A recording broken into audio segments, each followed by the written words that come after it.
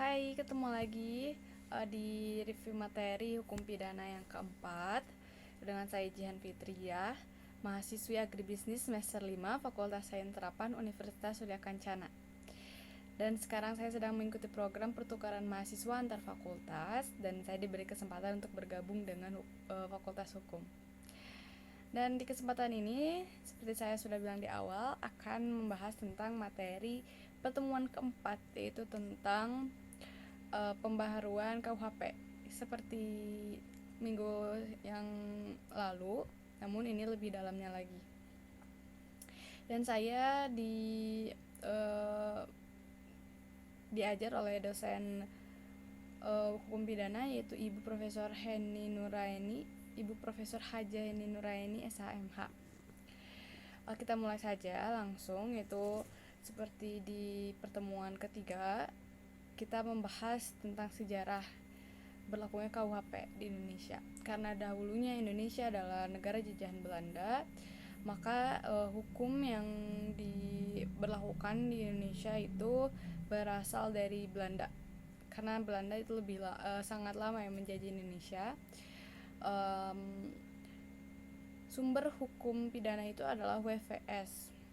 Namun sejak 1 Januari di Indonesia yang dahulunya disebut Hindia Belanda itu diberlakukan WVSNI, bukan WVS saja tapi WVSNI sejak tahun 1918 tanggal 1 Januari. Nah, dan sampai sekarang berubah lagi menjadi KUHP. Ada beberapa alasan mengapa hukum pidana ini diperbaharui atau pembaharuan KUHP.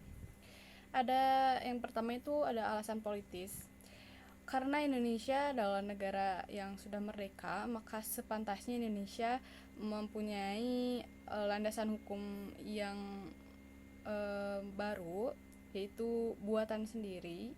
Karena apabila Indonesia masih menggunakan hukum yang diwariskan oleh Belanda, maka secara tidak langsung itu menggambarkan bahwa Indonesia masih dalam jajahan Belanda. Maka dari itu sepantasnya Indonesia membuat hukum baru yang sesuai dengan kondisi di Indonesia. Lalu ada juga alasan sosiologi. Kenapa diadakannya perubahan atau pembaharuan KUHP, hukum pidana? Itu karena di dalam hukum yang ada di WVSNI atau hukum yang diwariskan oleh Belanda itu tidak mengatur tentang hukum-hukum yang berkaitan dengan agama dan juga budaya. Yang kita tahu itu sangat sensitif di negara Indonesia ini, maka diadakanlah pembaharuan KUHP agar bisa menyesuaikan dengan kondisi Indonesia saat ini. Lalu ada alasan praktis. Alasan praktis ini berkaitan dengan bahasa yang digunakan di dalam WVSNI ini, yaitu bahasa Belanda, yang apabila diterjemahkan ke dalam bahasa Indonesia saat praktik hukum itu akan menimbulkan terjemahan yang beragam, maka dikhawatirkan akan timbulnya kekeliruan di dalam praktik hukum tersebut. Maka diciptakanlah hukum atau diadakanlah pembaharuan hukum menggunakan bahasa pengantar bahasa Indonesia. Lalu ada alasan adiktif, di mana alasan ini yang melandasi bahwa Indonesia harus melakukan perubahan KUHP karena Indonesia adalah bagian dari bangsa-bangsa yang ada di dunia. Maka sudah seharusnya di dalam hukum pidana Indonesia ini memasukkan hal-hal yang universal dan internasional seperti itu. Lalu ada cara-cara untuk melakukan perubahan KUHP. Yang pertama ada kriminalisasi. Kriminalisasi ini adalah proses perubahan KUHP dengan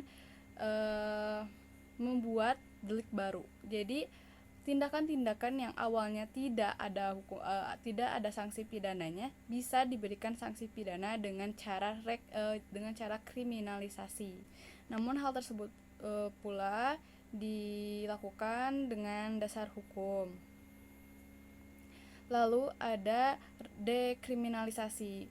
Kebalikannya dari kriminalisasi, dekriminalisasi ini justru memandulkan hukum. Artinya hukum yang awalnya tindakan yang awalnya dikenai sanksi pidana menjadi tidak diberikan sanksi pidana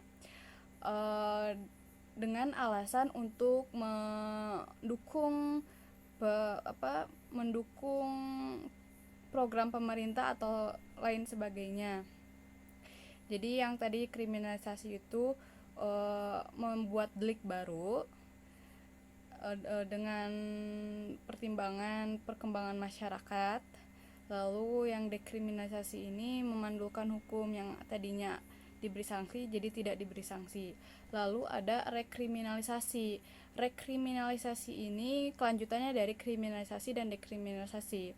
Hukum yang sudah ada, tindakan yang diberikan sanksi lalu didekriminalisasi atau dimandulkan. Namun dengan perkembangan masyarakat itu sendiri, hukum tersebut bisa kembali diberikan sanksi. Jadi yang tadinya ada sanksi hukum dihilangkan, namun apabila situasinya mendesak atau sangat diperlukan, itu bisa dikenakan hukum kembali seperti itu. Itu namanya rekriminalisasi. Lalu yang keempat adalah depenalisasi. Depenalisasi ini merupakan proses pembaruan hukum pidana di mana yang tadinya diberikan sanksi pidana dihilangkan,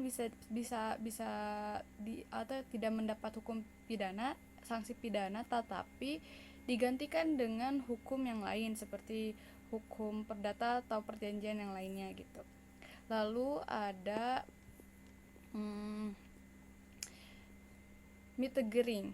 Mitigering itu bisa disebut juga keringanan. Yang tadinya hukumnya berat jadi ringan, seperti hukum mati jadi diubah menjadi hukum seumur hidup menjadi hukum 20 tahun, seperti itu. Lalu ada metode pembaruan KUHP. Ada yang pertama itu evolusi. Evolusi itu seperti menambahkan pasal-pasal yang diperlukan gitu, menyelipkan pasal-pasal yang diperlukan sesuai dengan perkembangan masyarakat. Lalu ada kompromis. Kompromis itu lebih tinggi dari atau lebih banyak dari evolusi. Kalau evolusi itu hanya pasal-pasal, sedangkan kompromis itu satu bab. Jadi satu bab mengandung banyak pasal gitu. Lalu ada global. Kalau global itu mengubah hukum pidana khususnya itu secara menyeluruh, baik itu hukum material atau hukum formal, seperti itu. Mungkin seperti itu. Sekian review materi pertemuan keempat. Sampai bertemu lagi nanti di review materi pertemuan kelima. Assalamualaikum.